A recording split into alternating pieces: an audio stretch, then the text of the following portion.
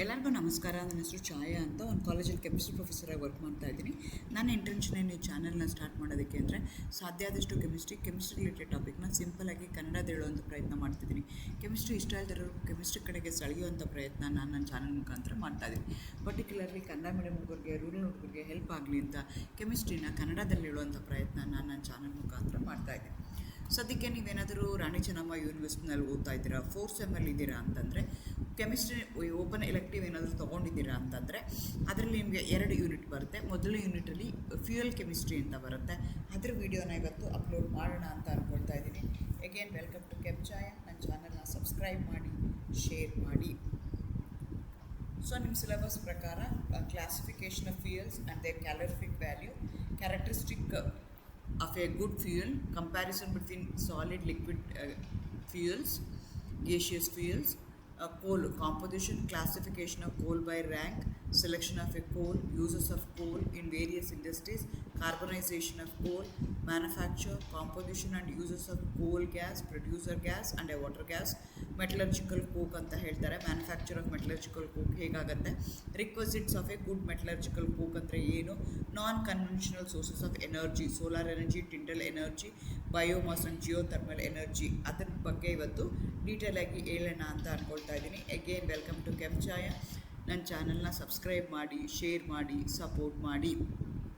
So fuels ಅಂತಂದರೆ ನಿಮಗೆ ಗೊತ್ತಿದೆ, ಆಯಿಲಿಂದ ಆಗಿರ್ಬೋದು ಅಥವಾ ಕೋಲಿಂದ ಆಗಿರ್ಬೋದು. ಆ ರೀತಿಯಾಗಿ ಈಗ ಎಂಟೈರ್ ವರ್ಲ್ಡಲ್ಲಿ ಈಗ ವಾರ್ ನಡೀತಾ ಇರೋದು because of the to have a control over the power.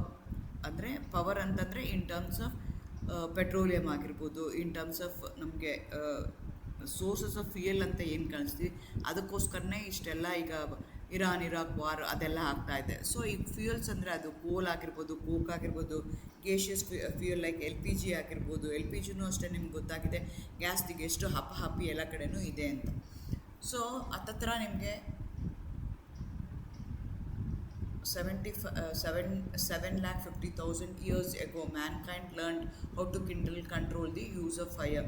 So ಬೆಂಕಿ ಆದಿಮಾನವ ಏನು ಮಾಡ್ತಾರೆ, ತುಂಬ ಹಳೆಯ ವರ್ಷಗಳಿಂದ ಅಂದರೆ ಫ್ರಿಕ್ಷನ್ ಆದಾಗ ನನಗೇನಾಗುತ್ತೆ ಅಂತಂದರೆ ಇದಾಗತ್ತೆ, ಅಂದರೆ ಬೆಂಕಿ ಹತ್ಕೊಳ್ಳುತ್ತೆ ಅಂತ ಕಂಡುಕೊಂಡ್ರು. ಹಾಗೆ ಅದನ್ನು ಹೇಗೆ ಕಂಟ್ರೋಲ್ ಮಾಡೋದು, ಹೇಗೆ ಅದನ್ನು ಫೈರಾಗಿ ಯೂಸ್ ಮಾಡೋದು ಅಂತ ನಾವು ತಿಳ್ಕೊಳ್ತಾ ಹೋದ್ವಿ.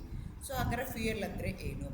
Any substance that produces usable energy when burned in the presence of oxygen. ಯಾವುದೇ ಒಂದು ಸಬ್ಸ್ಟೆನ್ಸ್ ಆಗಿರ್ಬೋದು, ಅದು ಸಾಲಿಡ್ ಆಗಿರ್ಬೋದು, ಲಿಕ್ವಿಡ್ ಆಗಿರ್ಬೋದು, ಗೇಷಿಯಸ್ ಫಾರ್ಮಲ್ಲಿ ಇರ್ಬೋದು, ಆ ಸಬ್ಸ್ಟೆನ್ಸ್ನ ಹೀಟ್ ಮಾಡಿದಾಗ ಯೂಸಬಲ್ ಎನರ್ಜಿಯಾಗಿ ಕನ್ವರ್ಟ್ ಆದರೆ ಇನ್ ಪ್ರೆಸೆನ್ಸ್ ಆಫ್ ಏರಲ್ಲಿ ಹೀಟ್ ಮಾಡಿದಾಗ ಅಂಥ ಸಬ್ಸ್ಟೆನ್ಸ್ಗೆ ನಾವೇನಂತ ಕರಿತೀವಿ, ಫ್ಯೂಯಲ್ ಅಂತ ಕರಿತೀವಿ. Any substance that produces usable energy when burnt in the presence of oxygen, ಅದಕ್ಕೆ ನಾವೇನಂತ ಕರಿತೀವಿ, ಫ್ಯೂಯಲ್ ಅಂತ ಕರಿತೀವಿ. Burning leads to release of heat and energy. Most mankind's energy needs are obtained by burning fossil fuels like coal, petroleum and natural gas. Electrical energy, nuclear energy, solar energy are not ideal fuels because there is no use of oxygen for all these. So ನಾವು fuel ಅಂತ ನಾವು ಕರಿಬೇಕು ಅಂತಂದರೆ ಅದೇನಾಗಿರಬೇಕು, it has to burn in air. So ನೀವು electrical energy ಆಗಿರ್ಬೋದು, nuclear energy ಆಗಿರ್ಬೋದು, solar energy ಇರ್ಬೋದು, ಇದನ್ನು ನಾವು ಫ್ಯೂಯಲ್ಸ್ ಅಂತ ಕನ್ಸಿಡರ್ ಮಾಡೋಕ್ಕಾಗಲ್ಲ according to the definition. Because ಇಲ್ಲಿ ಯಾವುದೇ ರೀತಿಯಾಗಿ ಇದಕ್ಕೆಲ್ಲ ಸೋಲಾರ್ ಎನರ್ಜಿ ಆಗಿರ್ಬೋದು, ನ್ಯೂಕ್ಲಿಯರ್ ಎನರ್ಜಿ ಆಗಿರ್ಬೋದು, ಎಲೆಕ್ಟ್ರಿಕಲ್ ಎನರ್ಜಿ ಆಗಿರ್ಬೋದು, ಇದಕ್ಕೆಲ್ಲ ನಾವೇನಂತ ಕರಿತೀವಿ, ಗ್ರೀನ್ ಎನರ್ಜಿ ಅಂತ ಕರಿತೀವಿ. ಇಲ್ಲಿ oxygen is not needed to do this. ಅದೇ ಥರ ಫ್ಯೂಯಲ್ ಅಂತಂದರೆ ಅದು ವುಡ್ ಆಗ್ಬೋದು, ಚಾರ್ಕೋಲ್ ಆಗ್ಬೋದು, ಕೋಲ್ ಆಗ್ಬೋದು, ಕೆರೋಸಿನ್ ಆಗ್ಬೋದು, ಪೆಟ್ರೋಲ್ ಆಗ್ಬೋದು, ಡೀಸೆಲ್ ಆಗ್ಬೋದು, ಪ್ರೊಡ್ಯೂಸರ್ ಗ್ಯಾಸ್ ಆಗ್ಬೋದು, ವಾಟರ್ ಗ್ಯಾಸ್ ಆಗ್ಬೋದು, ನ್ಯಾಚುರಲ್ ಗ್ಯಾಸ್, ಇದೆಲ್ಲನೂ ಫ್ಯೂಯಲ್ಸ್ಗೆ example. Fuels are the substances that produce usable energy when burned in the presence of oxygen. Oxygen ಜೊತೆಗೆ ಹೀಟ್ ಮಾಡಿದಾಗ ಕಾರ್ಬನ್ ಡೈಆಕ್ಸೈಡ್ ಮತ್ತು water along with that heat ಮತ್ತು ಲೈಟ್ನ ಕೊಟ್ಟರೆ ಅಂಥ ಸಬ್ಸ್ಟೆನ್ಸಸ್ಗೆ ನಾವೇನಂತ ಕರಿತೀವಿ, ಫ್ಯೂಯಲ್ಸ್ ಅಂತ ಕರಿತೀವಿ. ಹಾಗಾದ್ರೆ ಫ್ಯೂಯಲ್ಸ್ಗೂ ಮತ್ತು ಕೆಮಿಕಲ್ ಫ್ಯೂಯಲ್ಸ್ಗೂ ಏನಾದರೂ ಡಿಫ್ರೆನ್ಸ್ ಇದೆಯಾ? ಇಲ್ಲ. ಆದರೆ ಅಲ್ಲೇನು ಮಾಡ್ತೀವಿ, burnt in air in presence of oxygen ಅಂತ ಹೇಳ್ತೀವಿ. ಅದೇ ಪ್ರೋಸೆಸ್ನ ಇಲ್ಲಿ ಏನು ಹೇಳ್ತೀವಿ, ಕಂಬರ್ಷನ್ ಅಂತ ಕರಿತೀವಿ. So chemical fuel is a combustible carbonaceous material which on proper burning in air gives a large amount of heat that can be used economically for domestic and industrial purposes. ನೋಡಿ, ಅದೇ ಡೆಫಿನೇಷನ್ನೇ ಇಲ್ಲಿ ಏನು ಹೇಳ್ತಿದ್ದಾರೆ, combustible when you heat in the presence of oxygen, carbon dioxide ಮತ್ತು ವಾಟರ್ನ ಕೊಡುತ್ತಲ್ಲ, ಆ ರಿಯಾಕ್ಷನ್ಗೆ ನಾವೇನಂತ ಕರಿತೀವಿ, ಕಂಬರ್ಷನ್ ರಿಯಾಕ್ಷನ್ ಅಂತ ಕರಿತೀವಿ. ಕಂಬರ್ಷನಬಲ್ ಕಾರ್ಬೋನಿಯಸ್, ಕಾರ್ಬನ್ ಇರಲೇಬೇಕು, carbonaceous material which on proper burning in air, ದಟ್ಸ್ಗೆ ಕಂಬರ್ಷನ್ ರಿಯಾಕ್ಷನ್ ಅಂತ ಕರಿತೀವಿ. Gives a large amount of heat that can be used economically for domestic and industrial purposes ಅಂತ ಹೇಳ್ತೀವಿ. ಅದಕ್ಕೆ ನಾವೇನಂತ ಕರಿತೀವಿ, ಕೆಮಿಕಲ್ ಫ್ಯೂಯಲ್ಸ್ ಅಂತ ಕರಿತೀವಿ. ವುಡ್ಡು, ಚಾರ್ಕೋಲು, ಕೋಲು, kerosene, petrol, diesel, producer gas, water gas, natural gas, all these are example for chemical fuel. During the process of combustion, carbon ಮತ್ತು hydrogen of the fuel combine with oxygen to form carbon dioxide, water respectively. Since the heat content of the combustible product, carbon dioxide and water etc. being lower than that of the reactants, carbon, hydrogen of the fuel, the chemical fuel releases heat during their combustible process. So ಈ ಪ್ರೋಸೆಸ್ಸಲ್ಲಿ ಅಂದರೆ organic compound which going to contain carbon and hydrogen, when they heat in the presence of air, it going to produce carbon dioxide and water. This reaction we are going to call it as combustion reaction. During the process of combustion, heat will be evolved. So fuel ಏನಾಗುತ್ತೆ, ಎನರ್ಜಿನ release ಮಾಡ್ತಾ ಹೋಗುತ್ತೆ. ಆದರೆ ಇದನ್ನು ಯಾವ ರೀತಿ classification ಮಾಡ್ತೀವಿ? ಕ್ಲಾಸಿಫಿಕೇಷನ್ನ ಎರಡು ಥರ ಮಾಡ್ತಾರೆ. Based on their availability, natural, artificial ಅಂತ ಕರೀತಾರೆ. Based on their physical state, solid, liquid, gaseous fuels ಅಂತ ನಾವು ಮಾಡ್ತೀವಿ. ಅಗೇನ್ ಈ ಫ್ಯೂಯಲ್ಸಲ್ಲೂ ಪ್ರೈಮರಿ ಆ್ಯಂಡ್ ಸೆಕೆಂಡ್ರಿ ಫ್ಯೂಯಲ್ಸ್ ಅಂತ ಹೇಳ್ತೀವಿ. ಒಂದು ಫ್ಯೂಯಲಿಂದ ಇನ್ನೊಂದು ಬೈ ಪ್ರಾಡಕ್ಟ್ ಆಗಿ ಬರ್ತಾ ಇದ್ದರೆ ಅದನ್ನು ನಾವು ಸೆಕೆಂಡ್ರಿ ಫ್ಯೂಯಲ್ ಅಂತ ಹೇಳ್ತೀವಿ. ಈಗ ಸಾಲಿಡ್ ಫ್ಯೂಯಲ್ಸ್ ತೊಗೊಂಡ್ರೆ ವುಡ್ಡು ಮತ್ತು ಕೋಲ್ ಇದೆ, ಅದನ್ನು ಮತ್ತೆ ಸ್ಮಾಲ್ ಪಾರ್ಟಾಗಿ ಅಂದರೆ ವುಡ್ನ ಚೆನ್ನಾಗಿ ಬರ್ನ್ ಮಾಡಿದಾಗ ನನಗೇನಾಗುತ್ತೆ, ಕೋಕೋ ಮತ್ತು ಚಾರ್ಕೋಲ್ ಬರುತ್ತೆ, ಅದಕ್ಕೆ ನಾನು ಸೆಕೆಂಡ್ರಿ ಸಾಲಿಡ್ ಫ್ಯೂಯಲ್ ಅಂತ ಕರಿತೀನಿ. ಆ ಥರ ಲಿಕ್ವಿಡ್ ತೊಗೊಂಡ್ರೆ ಪೆಟ್ರೋಲಿಯಂ ಇದೆ, ಕ್ರ್ಯಾಕಿಂಗ್ ಆಫ್ ಪೆಟ್ರೋಲಿಯಂ ಮಾಡಿದಾಗ ನಿಮಗೆ ಪೆಟ್ರೋಲ್ ಬರುತ್ತೆ, ಡೀಸೆಲ್ ಬರುತ್ತೆ, ಕೆರೋಸಿನ್ ಬರುತ್ತೆ, ಅದನ್ನು ಸೆಕೆಂಡ್ರಿ ಫ್ಯೂಯಲ್, ಲಿಕ್ವಿಡ್ ಫ್ಯೂಯಲ್ ಅಂತ ಕನ್ಸಿಡರ್ ಮಾಡ್ತೀವಿ. ಅದೇ ಥರ ಗೇಷಿಯಸ್ ಫ್ಯೂಯಲ್ನ ತೊಗೊಂಡ್ರೆ ನ್ಯಾಚುರಲ್ ಗ್ಯಾಸ್ ಇದೆ, ಅದರಿಂದ ಪ್ರೊಡ್ಯೂಸರ್ ಗ್ಯಾಸ್ ಇರ್ಬೋದು, ವಾಟರ್ ಗ್ಯಾಸ್ ಇರ್ಬೋದು, ಕೋಲ್ ಗ್ಯಾಸ್ ಇರ್ಬೋದು, ಬಯೋಗ್ಯಾಸ್ ಇರ್ಬೋದು, LPG ಇರ್ಬೋದು, ಇದನ್ನೆಲ್ಲ ನಾವೇನಂತ ಕರಿತೀವಿ, ಸೆಕೆಂಡ್ರಿ ಫ್ಯೂಯಲ್ಸ್ ಅಂತ ಕರಿತೀವಿ. So based on their physical state, solid, liquid, gaseous ಅಂತ ಕನ್ವರ್ಟ್ ಮಾಡ್ತೀವಿ. Based on their availability, natural ಆಗಿ ಸಿಗ್ತಾ ಇದೆಯಾ, ಆರ್ಟಿಫಿಷಿಯಲ್ ಆಗಿ ನಾವು ಮಾಡ್ತಾ ಇದೆಯಾ, ಆ ಬೇಸಿಸ್ ಮೇಲೂ ನಾವು ಅದನ್ನು ಮಾಡ್ತಾ ಹೋಗ್ತೀವಿ. ಸೊ ಎಲ್ಲನೂ ಕಂಪೇರ್ ಮಾಡೋದಾದರೆ in terms of property, solid, liquid, gaseous ಫ್ಯೂಯಲ್ನ. ಸೊ ಸ್ಟೋರೇಜ್ ತೊಗೊಂಡ್ರೆ ಸಾಲಿಡ್ಗೆ ಬಲ್ಕ್ ಏರ್ ತುಂಬ ಜಾಗ ಬೇಕಾಗುತ್ತೆ, ಲಿಕ್ವಿಡ್ ಅಂದರೆ ಓಕೆ ಇನ್ ಬಿಟ್ವೀನ್, ಗೇಷಿಯಸ್ ಆಯಿತು ಅಂದರೆ ಸಿಲಿಂಡ್ರಲ್ಲಿ ಪೈಪ್ಲೈನ್ಸಲ್ಲಿ ನಾವು ತೊಗೊಳ್ಬೇಕಾಗತ್ತೆ.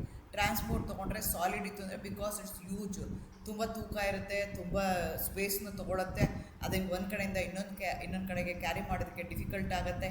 ಲಿಕ್ವಿಡ್ ಮಾಡ್ರೇಟ್ ಆಗುತ್ತೆ, ಗೇಷಿಯಸ್ ಆಯಿತು ಅಂದರೆ ಈಸಿ ಆಗುತ್ತೆ. ಎಫಿಷಿಯನ್ಸಿ ತೊಗೊಂಡ್ರೆ ಸಾಲಿಡ್ ಏನಾಗುತ್ತೆ, ಎಫಿಷಿಯನ್ಸಿ ಕಡಿಮೆ ಆಗುತ್ತೆ, ಮಾಡ್ರೇಟ್ ಇದೆ.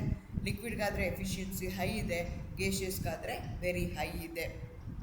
ಪೊಲ್ಯೂಷನ್ ಕಾಂಟ್ರಿಬ್ಯೂಷನ್ನ ತೊಗೊಂಡ್ರೆ ಸಾಲಿಡ್ ಏನಾದರೂ ಇತ್ತು ಅಂದರೆ ಹೈ ಅಮೌಂಟ್ ಆಫ್ ಆ್ಯಶ್ ಬರುತ್ತೆ, ಸ್ಮೋಕ್ ಬರುತ್ತೆ with respect to solid.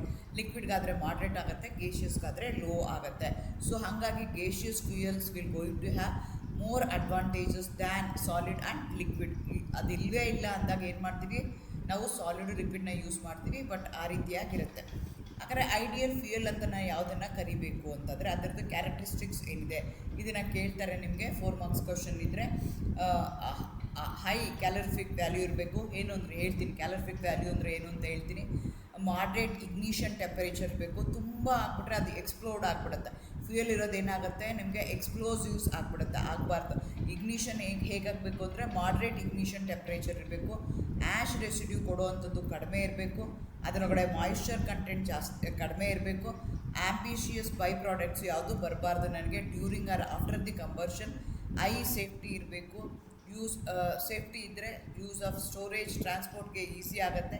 Should be easily available and economical. ಇಷ್ಟೆಲ್ಲ ಇದ್ದರೆ ಅಂಥದ್ದನ್ನು ನಾನು ಗುಡ್ ಫ್ಯೂಯಲ್ ಅಂತ ಕನ್ಸಿಡರ್ ಮಾಡ್ತೀನಿ. Characteristics of an ideal fuel, ಇದನ್ನು ಐಡಿಯಲ್ ಫ್ಯೂಯಲ್ ಅಂತ ನಾನು ಕನ್ಸಿಡರ್ ಮಾಡಬೇಕು ಅಂದರೆ ಹೈ ಕ್ಯಾಲರಿಫಿಕ್ ವ್ಯಾಲ್ಯೂ ಇರಬೇಕು, ಮಾಡ್ರೇಟ್ ಇಗ್ನಿಷನ್ ಟೆಂಪ್ರೇಚರ್ ಇರಬೇಕು, ಆ್ಯಶ್ ರೆಸಿಡ್ಯೂ ಕಡಿಮೆ ಇರಬೇಕು, no side product during or after the combustion ಆಗಬೇಕು, ಸೇಫ್ಟಿ ಹೈ ಇರಬೇಕು, ಯೂಸ್ ಆಫ್ ಸ್ಟೋರೇಜ್ ಆ್ಯಂಡ್ ಟ್ರಾನ್ಸ್ಪೋರ್ಟ್ಗೆ ನನಗೆ ಈಸಿ ಆಗಬೇಕು, should be easily available and economical. ಇಷ್ಟೆಲ್ಲ ಇದ್ದರೆ ಅದನ್ನು ನಾನು ಗುಡ್ ಫ್ಯೂಯಲ್ ಅಂತ ಕನ್ಸಿಡರ್ ಮಾಡ್ತೀನಿ.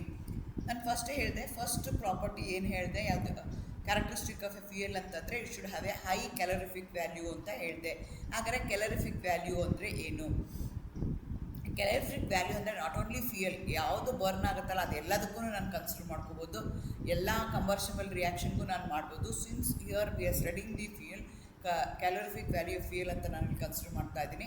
Amount of heat liberated when unit mass or unit volume in case of gaseous fuel of a fuel is completely burn in air or oxygen. So ನಾನು ಏನು ಮಾಡ್ತಾ ಇದ್ದೀನಿ, ಒಂದು ಯೂನಿಟ್ ಮಾಸ್, ಯಾವುದೋ ಒಂದು unit ಇರುವಂಥ ಮಾಸ್ ಇರುವಂಥ ಫ್ಯೂಯಲ್ನ ತೊಗೊಂಡು ಚೆನ್ನಾಗಿ ಹೀಟ್ ಮಾಡ್ತಾ ಇದ್ದೀನಿ, ಚೆನ್ನಾಗಿ ಕಂಬರ್ಷನ್ ರಿಯಾಕ್ಷನ್ ಮಾಡ್ತಾ ಇದ್ದೀನಿ. During that reaction what is the amount of heat that has been liberated, that has been generated. So ಆ ಬೇಸಿಸ್ ಮೇಲೆ ನಾನು ಏನು ಹೇಳ್ತೀನಿ ಅಂದರೆ ಅದಕ್ಕೆ ಕ್ಯಾಲರಿಫಿಕ್ ವ್ಯಾಲ್ಯೂ ಅಂತ ಹೇಳ್ತೀನಿ. Calorific value is a measure of quality and efficiency of the fuel. ನಿಮ್ಮ ಫ್ಯೂಯಲ್ಲು ಎಫಿಷಿಯೆಂಟ್ ಆಗಿದೆ, ವೆರಿ ಹೈ ಎಕನಾಮಿಕಲ್ ಆಗುತ್ತೆ, ಅಥವಾ ಸೇಫ್ಟಿ ಇದೆ, ನನಗೆ ಅದು ಜಾಸ್ತಿ ಹೀಟ್ನ ಲಿಬ್ರೇಟ್ ಮಾಡುತ್ತೆ ಅಂತಂದರೆ ಆವಾಗ ನಾನು ಅದನ್ನೇನು ಹೇಳ್ತೀನಿ, ಐಡಿಯಲ್ ಫ್ಯೂಯಲ್ ಅಂತ ಕನ್ಸಿಡರ್ ಮಾಡ್ತೀನಿ. Ideal fuel should have high calorific value. What is calorific value?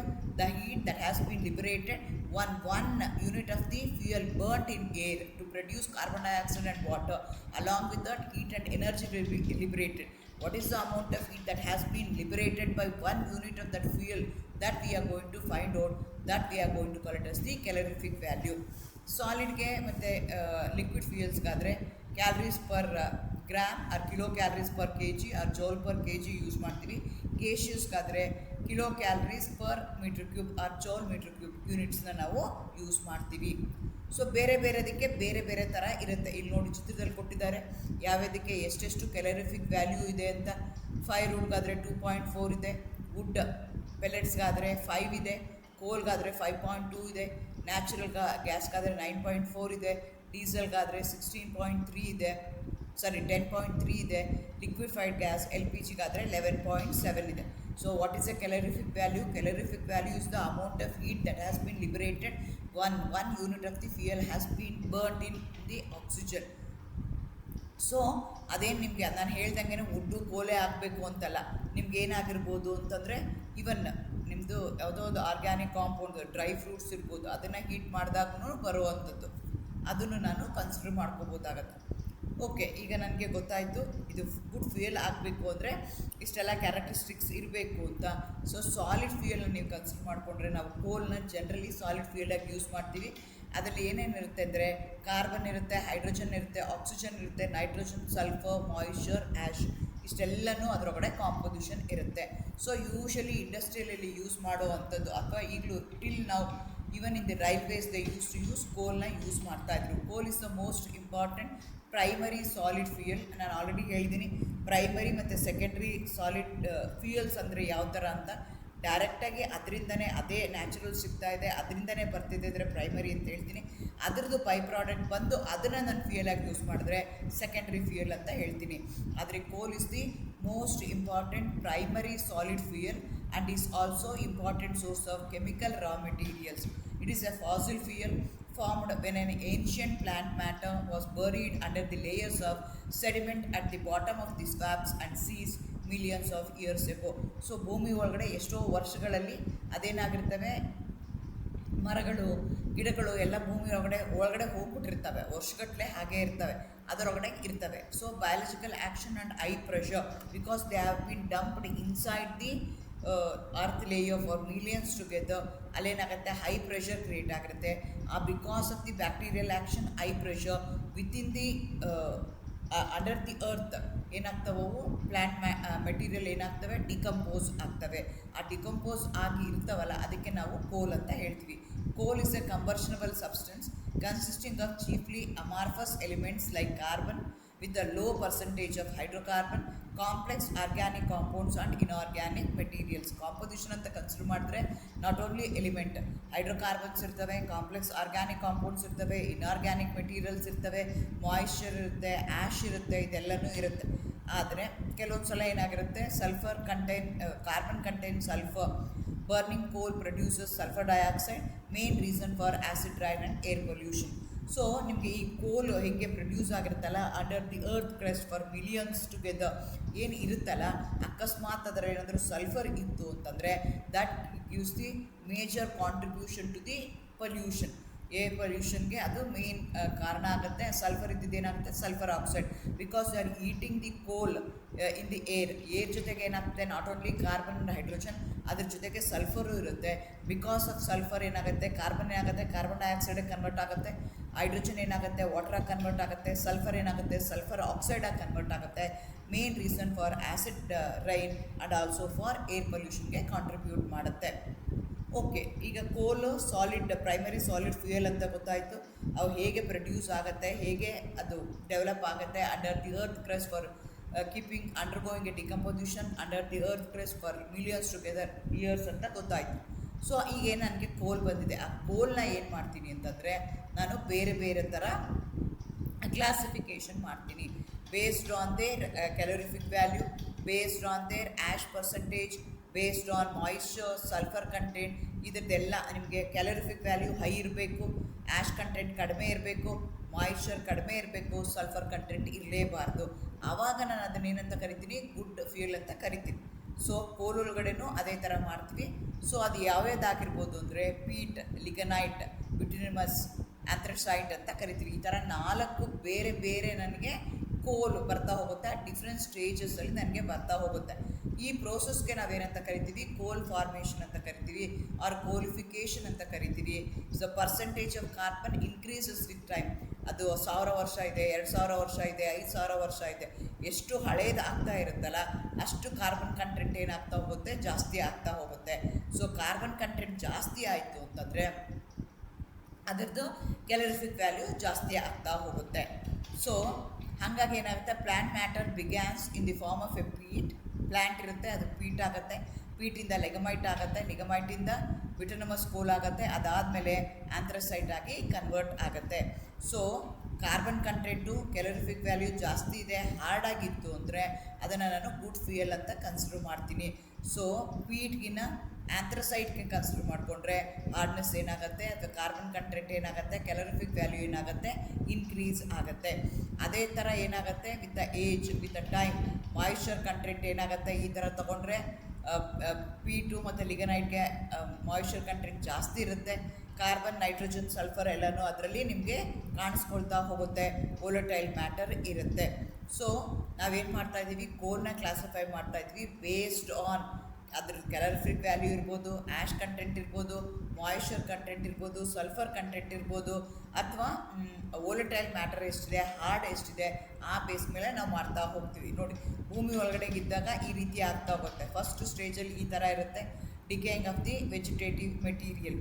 So ಇದು ಪೀಟ್ ಅಂತ ಕರಿತೀವಿ. ಇದರಲ್ಲಿ ವಾಟರ್ ಕಂಟೆಂಟು, ಮಾಯಿಶ್ಚರ್ ಕಂಟೆಂಟು ಜಾಸ್ತಿ ಆಗ್ತಾ ಹೋಗುತ್ತೆ. ಈ ಸೆಕೆಂಡ್ ಅದೇನು ಮಾಡುತ್ತೆ, ಕಂಪ್ರೆಸ್, ಅದೆಲ್ಲ ಏನಾಗುತ್ತೆ, ಜಾಸ್ತಿ ಇರೋದು ಏನಾಗುತ್ತೆ, ಒಣಗಿ ಎಲೆ ಇರುತ್ತೆ, ಒಣಗಿ ಏನಾಗ್ತಾವು, ಕಡಿಮೆ ಆಗ್ತವೆ. ಅದಕ್ಕೆ ಲಿಗಮೈಟ್ ಅಂತ ಕರಿತೀವಿ, ಕಂಪ್ರೆಸ್ಡ್ ಪೀಟ್ ಅಂತ ಕರಿತೀವಿ. ಥರ್ಡ್ ಸ್ಟೇಜಲ್ಲಿ ಏನಾಗುತ್ತೆ, ಬಿಟ್ಯುಮಿನಸ್ ಕೋಲ್ ಆಗುತ್ತೆ, ಕಂಪ್ರೆಸ್ಡ್ ಲಿಗನೈಟ್ ಏನಿದೆಯಲ್ಲ ಅದು ಮತ್ತೆ ಇನ್ನೊಂದಷ್ಟು ಕಂಪ್ರೆಸ್ ಆಗುತ್ತೆ. ಫೋರ್ತ್ ಸ್ಟೇಜಲ್ಲಿ ಏನಾಗುತ್ತೆ, ಆಂಥ್ರಸೈಟ್ ಕೋಲ್ ಬರುತ್ತೆ, considered by some of the type of metamorphic rock ಥರ, ಅದು ರಾಕ್ ಥರ ಗಟ್ಟಿಯಾಗಿ ಆಗಿಬಿಡುತ್ತೆ. ಈ ರೀತಿಯಾಗಿ different stages of coal formation ಆದಾಗ ನಿಮಗೆ ಬೇರೆ ಬೇರೆ ಕೋಲ್ಗಳು ಬರ್ತಾ ಹೋಗುತ್ತೆ, ವೆರೈಟಿ ಆಫ್ ಕೋಲ್ಗಳು ಬರ್ತಾ ಹೋಗುತ್ತೆ. ಯಾವುದಂದರೆ ಪೀಟ್ ಆಗುತ್ತೆ, ಲಿಗಮೆಂಟ್ ಆಗುತ್ತೆ, ಲಿಗನೈಟ್ ಆಗುತ್ತೆ, ಬಿಟುನಮಸ್ ಆಗುತ್ತೆ, ಅದೇ ಥರ ಆಂಥ್ರಸೈಟ್ ಆಗುತ್ತೆ. ಈ ರೀತಿಯಾಗಿದೆ. ಇದನ್ನು ಯಾವ ಬೇಸಿಸ್ ಮೇಲೆ ಕನ್ಸಿಡರ್ ಮಾಡ್ತೀವಿ, based on percentage of carbon, calorific value ಮೇಲೆ ಅದನ್ನು ನಾವು ಡಿಸೈಡ್ ಮಾಡ್ತಾ ಹೋಗ್ತೀವಿ. ಪೀಟ್ ಅಂದರೆ ಪ್ರೀ ಕೋಲ್ ಆಗೋಕ್ಕಿಂತ ಮುಂಚೆ ಇರುವಂಥದ್ದು. ಸೊ ಅದು ಹೇಗಿರುತ್ತೆ, ಅದರ ಪ್ರಾಪರ್ಟಿ ಏನಾಗಿರುತ್ತೆ ಅಂದರೆ, semi carbonised stage made up of partly decomposed plant contain 15% of carbon, 85% of moisture. Calorific value ಎಷ್ಟಿರುತ್ತೆ ಅಂದರೆ 16.2 ಇರುತ್ತೆ. Rarely used as a fuel. So ಎಲ್ಲೆಲ್ಲಿ ಸಿಗುತ್ತೆ ಅಂದರೆ ತಮಿಳ್ನಾಡು, ಕಾಶ್ಮೀರಲ್ಲಿ ಕಾಣಿಸ್ಕೊಳ್ತಾ ಇದೆ ಅದು. ಸೊ ಇದು ಬ್ರೌನ್ ಕೋಲ್ ಅಂತ ಕರಿತೀವಿ. 40 to 60% ಕಾರ್ಬನ್ ಇರುತ್ತೆ ಅದರಲ್ಲಿ, ಲಿಗನೈಟಲ್ಲಿ. ರೆಸ್ಟು ಏನಾಗಿರುತ್ತೆ, ಮಾಯಿಶ್ಚರ್ ಇರುತ್ತೆ, burns with a smoky flame. Calorific value ಎಷ್ಟಿರುತ್ತೆ, 13 to 19 ಇರುತ್ತೆ. ನೋಡಿ, as the age increases, as the carbon content increases, calorific ವ್ಯಾಲ್ಯೂನು ಏನಾಗ್ತಾ ಹೋಗುತ್ತೆ, ಇನ್ಕ್ರೀಸ್ ಆಗ್ತಾ ಹೋಗುತ್ತೆ. ಬಿಟುನಮಸ್ ಕೋಲ್ ಅಂತ ತೊಗೊಂಡ್ರೆ ಇದಕ್ಕೆ ಬ್ಲ್ಯಾಕ್ ಕೋಲ್ ಅಂತ ಕರಿತೀವಿ. I value of carbon up to 70% ಇರುತ್ತೆ, ಕ್ಯಾಲೋರಿಫಿಕ್ ವ್ಯಾಲ್ಯೂ 34 ಕಿಲೋ ಜೌಲ್ಸ್ ಇರುತ್ತೆ. ಅದೇ ಥರ ನೀವು ಆಂಥ್ರಸೈಟ್ನ ತೊಗೊಂಡ್ರೆ ಬ್ಲ್ಯಾಕ್ ಆಗಿರುತ್ತೆ, ಹಾರ್ಡ್ ಆಗಿರುತ್ತೆ, ಎಷ್ಟು ಹಾರ್ಡಾಗಿರುತ್ತೆ ಅಂದರೆ ಹಾರ್ಡ್ ರಾಕ್ ಥರ ಆಗ್ಬಿಟ್ಟಿರುತ್ತೆ. ಕ್ಯಾಲರಿಫಿಕ್ ವ್ಯಾಲ್ಯೂ ಹೈಯೆಸ್ಟ್ ಇರುತ್ತೆ, 40 ಕಿಲೋ ಜೌಲ್ಸ್ ಪರ್ ಮೋಲ್ ಆಗುತ್ತೆ. May not ignite readily but burns with the heat without smoke. Used mostly for metallurgical ಪ್ರೊಸೆಸರ್ಗೆ ನಾವು ಇದನ್ನು ಯೂಸ್ ಮಾಡ್ತೀವಿ. These are the different varieties of coal which has been formed with the time, with the age, ಅದು change ಆಗ್ತಾ ಹೋಗುತ್ತೆ. So ಕಾರ್ಬನೈಸೇಷನ್ of ಕೋಲ್ ಅಥವಾ ಕೋಕಿಂಗ್ of ಕೋಲ್ ಅಂತ ಹೇಳ್ತೀವಿ. ಇದನ್ನು ಏನು ಮಾಡ್ತೀವಿ, ಈ ಕಾರ್ಬನ್ನ ಏನು ಮಾಡ್ತೀವಿ, ಹೀಟ್ ಮಾಡ್ತೀವಿ in the absence of air. ಇದುವರೆಗೂ ನಾವೇನು ಮಾಡ್ತಾ ಇದ್ವಿ, in the presence of air ಮಾಡ್ತಾ ಇದ್ವಿ, ಕಂಬರ್ಷನ್ ರಿಯಾಕ್ಷನ್ ಅಂತ ಹೇಳ್ತಾ ಇದ್ವಿ. ಇಲ್ಲೇನು ಮಾಡ್ತೀವಿ, in the absence of air ಮಾಡ್ತೀವಿ.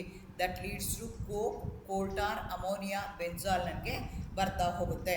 ಕೋಕ್ ಅಂದರೆ it's a secondary fuel produce by the destructive distillation of the coal. Crushed coal ಅಂತ ಹೇಳ್ತೀವಿ. Heated in an open hearth furnace. Carbonisation is continued for 3 to 4 days. This hard coke is quenched with the water to get a porous mass of the coke. So ಈ ಥರ ಬೇರೆ ಬೇರೆ forms. Secondary, ಈಗ first ಕೋಲ್ is the primary fuel. ಆ primary ಫ್ಯೂಯಲಿಂದ ಏನು ಮಾಡ್ತಾ ಇದ್ದೀನಿ ನಾನು, ಬೇರೆ ಬೇರೆ ಸೆಕೆಂಡ್ರಿ ಫ್ಯೂಯಲ್ಗಳು ಬರ್ತಾ ಹೋಗ್ತಾ ಇದೆ. ಅದು ಯಾವುದಾಗಿರ್ಬೋದು, ಕೋಲ್ ಆಗಿರ್ಬೋದು, ಚಾರ್ಕೋಲ್ ಆಗಿರ್ಬೋದು, ಮೆಟಲರ್ಜಿಕಲ್ ಕೋಕ್ ಅಂತ ಹೇಳ್ತೀವಿ. ಇದೆಲ್ಲದಕ್ಕೂ ನಾವೇನಂತ ಕರಿತೀವಿ, ಸೆಕೆಂಡ್ರಿ ಫ್ಯೂಯಲ್ ಅಂತ ಕರಿತೀವಿ, ವಿಚ್ ಇಸ್ ಒಬ್ಟೈನ್ಡ್ ಫ್ರಮ್ ದಿ ಕೋಲ್. ಕೋಕ್ನ ಏನು ಮಾಡ್ತೀವಿ ನಾವು, ಚೆನ್ನಾಗಿ ಹೀಟ್ ಮಾಡ್ತೀವಿ, ಕ್ರಷ್ ಮಾಡಿ ಹೀಟ್ ಮಾಡ್ತೀವಿ ಓಪನ್ ಅರ್ತ್ ಫರ್ನೆಸ್ಸಲ್ಲಿ. ಅದನ್ನು ಏನು ಮಾಡ್ತೀವಿ, ಅದೇ ಥರ ಕಾರ್ಬನೈಸೇಷನ್ ಆಗೋಕ್ಕೆ 3 to 4 days ಬಿಡ್ತೀವಿ. ಅದನ್ನು ಇಮಿಡಿಯೇಟ್ಲಿ ಏನು ಮಾಡ್ತೀವಿ, ನೀರೊಳಗಡೆ ಹಾಕ್ತೀವಿ. ಬಿಸಿ ಬಿಸಿ ಆಗಿದ್ದಾಗ ನೀರೊಳಗಡೆ ಹಾಕ್ತೀವಿ.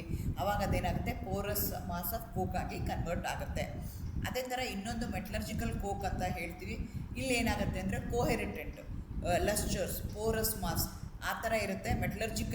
ಮೆಟಲರ್ಜಿಕಲ್ ಪ್ರೊಸೆಸ್ಗೆ ಯೂಸ್ ಮಾಡ್ತೀವಿ. ಈ ಕೋಕ್ನ ಏನು ಮಾಡ್ತಾ ಇದ್ದೀವಿ ನಾವು, ಡಿಸ್ಟ್ರಕ್ಟಿವ್ ಡಿಸ್ಟಿಲೇಷನ್ ಮಾಡಿದಾಗ ನನಗೆ ಮೆಟಲರ್ಜಿಕಲ್ ಕೋಕ್ ಬರುತ್ತೆ. ಅದರದ್ದು ಪರ್ಸೆಂಟೇಜ್ ಆಫ್ ಸಲ್ಫರು ಮತ್ತು ಫಾಸ್ಫರಸ್ಸು ತುಂಬ ಕಡಿಮೆ ಇರುತ್ತೆ. ಅದು ಕೋಹೆರೆಂಟ್ ಆಗಿರುತ್ತೆ, ಲಸ್ಚರಸ್ ಆಗಿರುತ್ತೆ, ಪೋರಸ್ ಆಗಿರುತ್ತೆ. ಆಮೇಲೆ high strength to withstand high pressure without getting the crushed. ಅದು ಸಾಲಿಡಾಗೇ ಇರಬೇಕಾಗತ್ತೆ. ಕಂಬರ್ಷನಬಿಲಿಟಿ ಜಾಸ್ತಿ ಆಗುತ್ತೆ. ಇದನ್ನು ನಾವೇನು ಮಾಡ್ತೀವಿ, ಬ್ಲಾಸ್ಟ್ ಫರ್ನಸ್ಸಲ್ಲಿ ಅಥವಾ ಫ್ಯೂಯಲ್ ಇನ್ ಮೆಟಲರ್ಜಿನಲ್ಲಿ ನಾವು ಯೂಸ್ ಮಾಡ್ತೀವಿ. ತುಂಬ very high temperature, 3500 7000 temperature degree centigrade ಎಲ್ಲ ಬೇಕು ಅಂದಾಗ ನಾವು ಇದನ್ನು ಯೂಸ್ ಮಾಡ್ತೀವಿ. ಅದೇ ಥರ ಕೋಲ್ ಗ್ಯಾಸ್ ಅಂತ ಬರುತ್ತೆ. That is also A secondary fuel of the ಕೋಲ್, produced by the destructive distillation of the coal at 1300 Kelvin in a coke oven. On destructive distillation, coal gives a coke and a coal gas. So the coal gasification enables to remove sulfur, phosphorus and mercury. So ಈ coal gas ಅಲ್ಲಿ 32% methane ಇರುತ್ತೆ, 3% acetylene ಇರುತ್ತೆ, 3% hydrogen ಇರುತ್ತೆ, ethylene ಇರುತ್ತೆ, 7% hydrogen ಇರುತ್ತೆ, 1% carbon monoxide ಇರುತ್ತೆ, 4% nitrogen ಇರುತ್ತೆ. Calorific value 4900 kilojoules per metre cube ಇರುತ್ತೆ. Reducing agent in metallurgy, illuminate as a fuel, ಅದನ್ನು ನಾವು ಯೂಸ್ ಮಾಡ್ತೀವಿ. ಅದೇ ಥರ another by product of the solid fuel ಬರೋವಂಥದ್ದು LPG ಅಂತ ಕರಿತೀವಿ, ಲಿಕ್ವಿಫೈಡ್ ಪೆಟ್ರೋಲಿಯಂ ಗ್ಯಾಸ್ ಅಂತ ಕರಿತೀವಿ, ಬಾಟಲ್ ಗ್ಯಾಸ್ ಅಂತ ಕರೀತಾರೆ, ರಿಫೈನರಿ ಗ್ಯಾಸ್ ಅಂತ ಕರೀತಾರೆ. It is obtained as a byproduct during the cracking of the heavy oils from the natural gas. LPG is dehydrated completely. ಅದರಲ್ಲಿರುವಂಥ ವಾಟರ್ನ ತೆಗೆದಿರ್ತಾರೆ, ಸಲ್ಫರ್ನ ರಿಮೂವ್ ಮಾಡಿರ್ತಾರೆ. Traces of organic sulphide, mercaptans ಅಂತ ಆ್ಯಡ್ ಮಾಡ್ತೀವಿ ಟು ಗೆಟ್ ದಿ ಗ್ಯಾಸ್. ಏನಾದರೂ leak ಆಗ್ತಿದೆ ಅಂದರೆ ಗೊತ್ತಾಗಲಿ ಅಂತ ನಮಗೆ ಅದನ್ನು ಮಾಡ್ತೀವಿ. ಇದನ್ನು ಕಮರ್ಷಿಯಲಿ ಬೇರೆ ಬೇರೆ ಹೆಸರಲ್ಲಿ, ಇಂಡೇನ್, ಭಾರತ್ ಗ್ಯಾಸ್, HP ಆ ಥರ ಬೇರೆ ಬೇರೆ ಹೆಸರಲ್ಲಿ ಅದನ್ನು ಮಾರಾಟ ಮಾಡ್ತಾ ಹೋಗ್ತಾರೆ. It has a calorific value of 25,000 kilo calories per metre cube ಇದೆ. LPG consists of hydrocarbon, such volatility that can be exist as a gas under a atmospheric pressure but can be readily liquefied under pressure.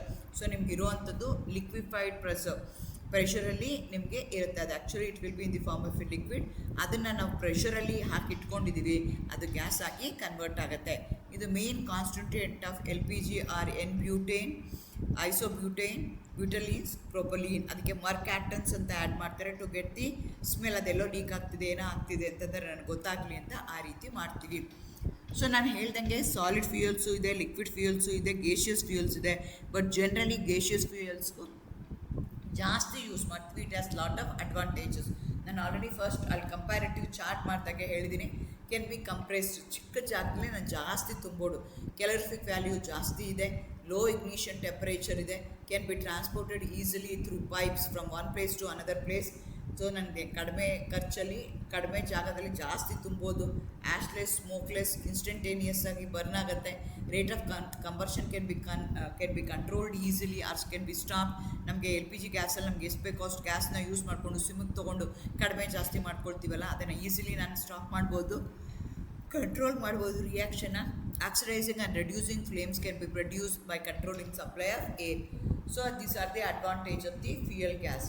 So ಅದೇ ಥರ ಕೋಲ್ based ಗೇಷಿಯರ್ fuels ಯಾವ್ಯಾವ್ದಿದೆ ಅಂತಂದರೆ ಕೋಲ್ gas ಅಂತ ಕರಿತೀವಿ, producer gas ಅಂತ ಕರಿತೀವಿ, ವಾಟರ್ ಗ್ಯಾಸ್ ಅಂತ ಕರಿತೀವಿ. ಕೋಲ್ ಗ್ಯಾಸ್ ಅಂದರೆ ಡಿಸ್ಟ್ರಕ್ಟಿವ್ ಡಿಸ್ಟಿಲೇಷನ್ ಆಫ್ ದಿ ಕೋಲ್ನ ಏನು ಮಾಡ್ತಾ ಇದ್ದೀವಿ, ಡಿಸ್ಟ್ರಕ್ಟಿವ್ ಡಿಸ್ಟಿಲೇಷನ್ ಮಾಡ್ತಾ ಇದ್ದೀನಿ. ಆವಾಗ ನನಗೇನಾಗುತ್ತೆ, ಕೋಲ್ ಗೇಸ್ ಬರುತ್ತೆ. ಅದರದ್ದು ಕಾಂಪೋಸಿಷನ್ ಏನಾಗಿರುತ್ತೆ, ಹೈಡ್ರೋಜನ್, ಮೀಥೇನ್, ಕಾರ್ಬನ್ ಮಾನಾಕ್ಸೈಡ್. ಏನಕ್ಕೆ ಯೂಸ್ ಮಾಡ್ತಾರೆ ಅಂದರೆ ಲೈಟ್ನಿಂಗ್ಗೆ, ಹೀಟ್ ಮಾಡೋದಕ್ಕೆ ಯೂಸ್ ಮಾಡ್ತೀವಿ. ಅದೇ ಥರ ಪ್ರೊಡ್ಯೂಸರ್ ಗ್ಯಾಸ್. ಸೊ ಇದೆಲ್ಲ ಏನು ಕೋಲ್ gas, producer gas, water gas, ಇದೆಲ್ಲ ಸೆಕೆಂಡ್ರಿ ಫ್ಯೂಯಲ್ಸ್ ಅಂತ ಕರಿತೀವಿ ನಾವು. From partial combustion of the ಕೋಲ್ ವಿತ್ ದ ಏರ್. ಸೊ ಅವಾಗ ಏನಾಗುತ್ತೆ, ಕಾರ್ಬನ್ ಮಾನಾಕ್ಸೈಡ್ ಮತ್ತು ನೈಟ್ರೋಜನ್ ಕಾಂಬಿನೇಷನ್ ಬರುತ್ತೆ. ಅದಕ್ಕೆ ನಾವೇನಂತ ಕರಿತೀವಿ, ಪ್ರೊಡ್ಯೂಸರ್ ಗ್ಯಾಸ್ ಅಂತ ಕರಿತೀವಿ. ಫರ್ನೆಸ್ಸಲ್ಲಿ ಅದನ್ನು ಯೂಸ್ ಮಾಡ್ತೀವಿ. ಅದೇ ಥರ ವಾಟರ್ ಗ್ಯಾಸ್ ಅಂತಂದರೆ ಸ್ಟೀಮು ಮತ್ತು hot coke, red hot coke ಅದನ್ನು ಮತ್ತು ಸ್ಟೀಮ್ನ ಎರಡೂ ಇದ್ದರೆ ಆ ಮಿಕ್ಸರ್ಗೆ ನಾವೇನಂತ ಕರಿತೀವಿ, ವಾಟರ್ ಗ್ಯಾಸ್ ಅಂತ ಕರಿತೀವಿ. Which is secondary fuel of the ಕೋಲ್ ಅಂತ ಹೇಳ್ತೀವಿ. ಯೂಸ್ಡ್ ಇನ್ ಇಂಡಸ್ಟ್ರಿಯಲ್ ಫ್ಯೂಯಲ್ ಆಗಿ ಅದನ್ನು ಯೂಸ್ ಮಾಡ್ತೀವಿ. ಅದೇ ಥರ ಇದಲ್ದಲೇ ಇದಕ್ಕೆಲ್ಲ ಏನಂತ ಕರಿತೀವಿ, ಕನ್ವೆನ್ಷನಲ್ ಈಟಿಂಗ್ಗೆ ಫಾಸಿಲ್ ಫ್ಯೂಯಲ್ ಆಗಿರ್ಬೋದು, ಆಯಿಲ್ ಯೂಸ್ ಮಾಡೋವಂಥದ್ದಾಗಿರ್ಬೋದು, ಅಥವಾ ವುಡ್ ಆಗಿರ್ಬೋದು. ಇದೆಲ್ಲ ಬರ್ನ್ ಮಾಡಿದಾಗ ಏನು ಎನರ್ಜಿ ಬರುತ್ತಲ್ಲ, ಆ ಎನರ್ಜಿ ಏನಾಗುತ್ತೆ, ಹೀಟ್ ಎನರ್ಜಿಯಾಗಿ ಕನ್ವರ್ಟ್ ಆಗುತ್ತೆ. ಅದಕ್ಕೆ ಕನ್ವೆನ್ಷನಲ್ ಎನರ್ಜಿ ಸೋರ್ಸಸ್ ಅಂತಾರೆ. ಇದಲ್ಲದೆ ನಾನ್ ಕನ್ವೆನ್ಷನಲ್ ಸೋಲಾರ್ ಎನರ್ಜಿ ಇರ್ಬೋದು, ಟಿಂಡಾಲ್ ಎನರ್ಜಿ ಇರ್ಬೋದು, ಬಯೋಮಾಸ್ ಇರ್ಬೋದು, ಜಯೋಥರ್ಮಲ್ ಎನರ್ಜಿ ಇರ್ಬೋದು. ಇದನ್ನೆಲ್ಲ ನಾವು ಯೂಸ್ ಮಾಡ್ಬೋದು. ಸೋಲಾರ್ ಎನರ್ಜಿ ಅಂತಂದರೆ ಸನ್ನಿಂದ ತಗೊಳ್ಳೋ ಅಂಥದ್ದು. ಹೇಗೆ ಅಂದರೆ ಎಕೋ ಫ್ರೆಂಡ್ಲಿ ಅಂತ ಹೇಳ್ತೀವಿ, ಗ್ರೀನ್ ಎನರ್ಜಿ ಅಂತ ಕರಿತೀವಿ. Photovoltaic cell, solar heaters eco friendly ಇದೆ. ಅದೇ ಥರ ಟಿಂಡಾಲ್ ಅಂತಂದರೆ ಓಷನ್ ಟೈಡ್ಸಿಂದ ತೆಗಿತಾರೆ, ದಿಸ್ ಇಸ್ ಆಲ್ಸೋ ರಿನ್ಯೂಯಬಲ್. ಅದೇ ಥರ ಆರ್ಗ್ಯಾನಿಕ್ ವೇಸ್ಟಿಂದ ಬಯೋಗ್ಯಾಸ್ ಮಾಡ್ತಾರೆ, ಗೋಬರ್ ಗ್ಯಾಸ್ ಅಂತ ನಾವೇನು ಕರಿತೀವಿ ಅದು ಆಗ್ಬೋದು. ಜಿಯೋಥರ್ಮಲ್ ಎನರ್ಜಿ ಅಂತ ಹೇಳ್ತೀವಿ, heat from the earth crust, ಅದನ್ನು ಎಲೆಕ್ಟ್ರಿಸಿಟಿಯಾಗಿ ನಾವು ಕನ್ವರ್ಟ್ ಮಾಡ್ತೀವಿ. ಇದರದ್ದು ಅಡ್ವಾಂಟೇಜಸ್ ಏನು ಅಂದರೆ ನಾನ್ ಕನ್ವೆನ್ಷನಲ್ ಎನರ್ಜಿ ಸೋರ್ಸಸ್ಸು, ಇದು renewable, eco friendly, green energy ಅಂತ ಕರೀತೀವಿ. ರಿಡ್ಯೂಸ್ ಅಷ್ಟೇ ಫಾಸಿಲ್ ಫ್ಯೂಯಲ್ ಡಿಪೆಂಡೆನ್ಸ್, ಎಲ್ಲದಕ್ಕೂ ಫಾಸಿಲ್ ಫ್ಯೂಯಲ್ ಮೇಲೆ ಡಿಪೆಂಡೆಂಟ್ ಆಗೋದನ್ನು ಕಡಿಮೆ ಮಾಡುತ್ತೆ. ಸೊ ಈ ರೀತಿಯಾಗಿ ನಿಮಗೆ 2 ಯೂನಿಟ್ ಇದೆ. ಮೊದಲನೇ ಯೂನಿಟಲ್ಲಿ ನಿಮಗೆ ಫ್ಯೂಯಲ್ ಕೆಮಿಸ್ಟ್ರಿ ಅಂತ ಕೊಟ್ಟಿದ್ದಾರೆ, ಎರಡನೇ ಯೂನಿಟಲ್ಲಿ ಪೆಟ್ರೋಕೆಮಿಕಲ್ಸ್ ಇದೆ. That all continue the next video. If you have any question you can comment below. Like, share, subscribe for more chemistry videos. So ನೀವು ನನ್ನ ಚಾನಲ್ಗೆ ಹೋಗಿ ಸಬ್ಸ್ಕ್ರೈಬ್ ಮಾಡಿಕೊಂಡು ಎಲೆಕ್ಟಿವ್ OE 4th ಸೆಮ್ ಅಂತ ಕೊಟ್ಟರೆ ಎಲ್ಲ ವಿಡಿಯೋಗಳು ನಿಮ್ಗೆ ಒಂದೇ ಕಡೆಗೆ ಸಿಗ್ತಾ ಹೋಗುತ್ತೆ. Thank you, all the best, good luck.